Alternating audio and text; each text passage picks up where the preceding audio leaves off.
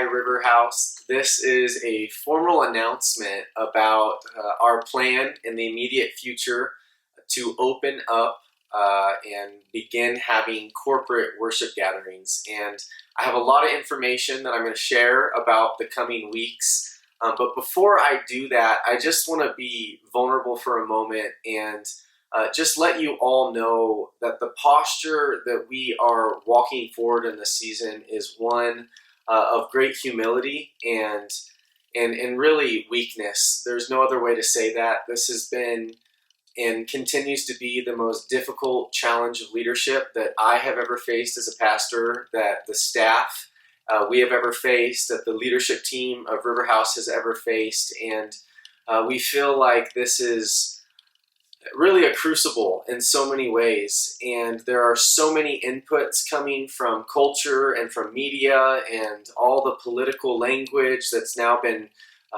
thrown out around COVID-19. We have all sorts of different perspectives and opinions from within our own congregation, and people who are vulnerable, people who are upset and angry, people who are afraid, people who don't even care really, and it's so many different individuals that we're trying to listen to and love. And then the spiritual component of listening to Jesus and trying to discern what he's saying and what he's speaking.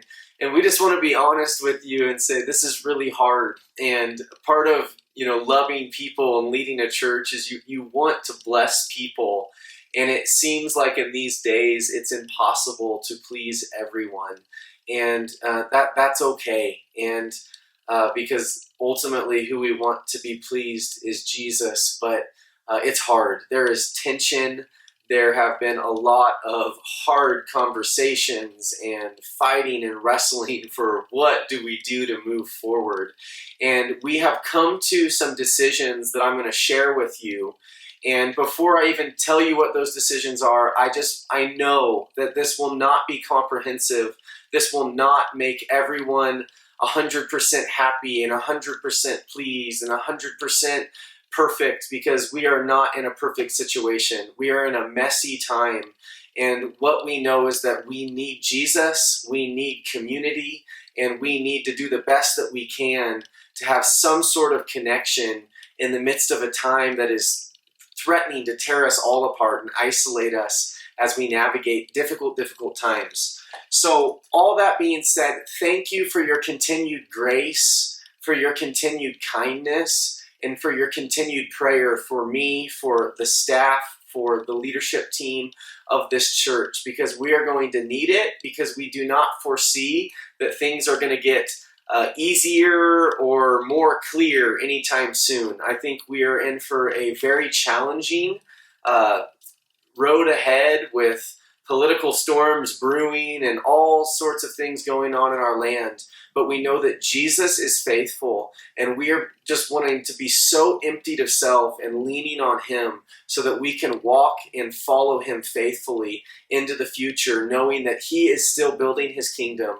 He is undeterred, and he is full of unwavering wisdom. And so we thank you for your continued support and prayer of us as we are doing our absolute best to guide our community forward in this trying time. So with that being said, we have decided to start meeting in an outdoor service starting this Sunday at Boise Vineyard in the back parking lot. There'll be maps that we'll publish that will show you where to park and where to go. But we'll be meeting on the lawn at 6 p.m. starting this Sunday. We are just going to do that for an undetermined amount of time, but that's the only decision we've made, is that we will do outdoor services starting this week, and we will go forward in that direction. It's going to be a family-style service, which means that children will remain with their parents. And staff and volunteers, meaning those that will be greeting, will be wearing masks and will be maintaining social distancing. We just want to do that for the good of everybody coming. And I know that for some of you, that's relief. For some of you, you don't like the idea of wearing masks. And Again, we mentioned this at the beginning of the season. I want to re-emphasize that, is that an ethic of love is what we are using to govern the decisions on how to maintain social distancing and these different parameters and restrictions. We're not doing this because we're afraid of a sickness. We're doing this because we want to love our neighbor as ourselves, and we want to care for the most vulnerable and for the weak and for those that may be afraid and those that are uncomfortable in social gatherings. We believe that the community gathering, we're coming, and it's one for all and all for one. And so I just want to really emphatically urge all of you, and especially some of you who are really upset at what's happening. And I want to challenge you to just say, let's not get political about what's going on here. This isn't politics. This is about humbling ourselves and maybe even doing things that we wouldn't like, and having to be socially distanced when I might not think that I need to do that for the sake of my brother and my sister, so that we can all gather together in unity and worship the name of Jesus. Because what we're sensing is that we desperately need to come together and worship Jesus in this hour and receive the grace and the nourishment that we receive not just from Him, but from Him in the midst of community. And so for the sake of coming together in the unity of the Spirit, we are going to have staff, volunteers be wearing masks and maintaining social distancing so that we can have an environment that feels safe for all, where all can come to worship Jesus together. It will be on a big lawn, and so we're going to ask you to bring your own seating, and you can bring two forms of seating. One would be lawn chairs, and we're going to have sections in the back of the lawn for people with lawn chairs, or you can bring blankets, and there'll be sections in the front of the lawn where you can put your blankets on the ground and you can sit in family units or in roommates, just people that you've been directly in contact with.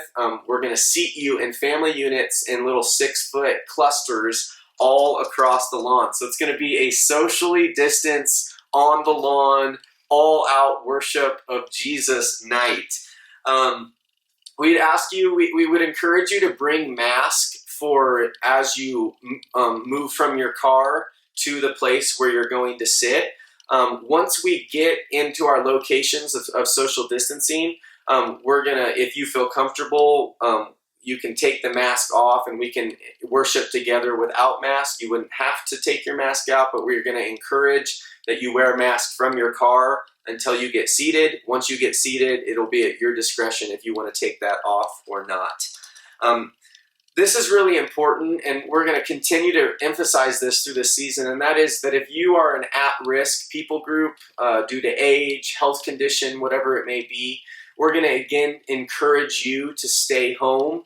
We love you. We miss you. Of course, you have your own decision to make. But we just want to encourage that, and we will continue to have live stream available, and we hope that you can continue to be nourished through our live stream media outlets. And again, we love you, and our hearts are with you in this time.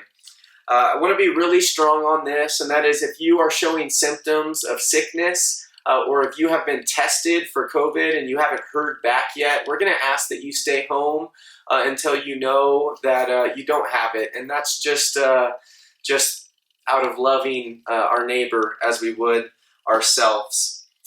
We will have pre-service prayer at 5 p.m., a social distance intercessory time on the lawn. So if you want to get to church early, you can come out, and we're going to have a prayer time on the lawn, just praying over the night, which we expect to be a really powerful night of worship and receiving of God's grace in this time, as we've been apart for so long in this space to come together.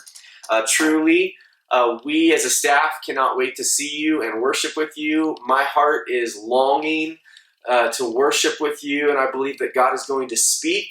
He's going to be evident, and where the Spirit of the Lord is, there is freedom and there is liberty. And so no matter what's going on in the world and all the craziness of life, we believe that Jesus wants to bring the shalom of heaven, the peace of God, into the chaos that is taking place around us, and assure our hearts and fill us with an unwavering wisdom that He is at work, that He is not deterred, that He is not afraid, that He is not pulling His hair out, but Jesus is confident and poised, and He is leading His church forward to bear much fruitfulness for the glory of His name. So these are good days to be a Christian.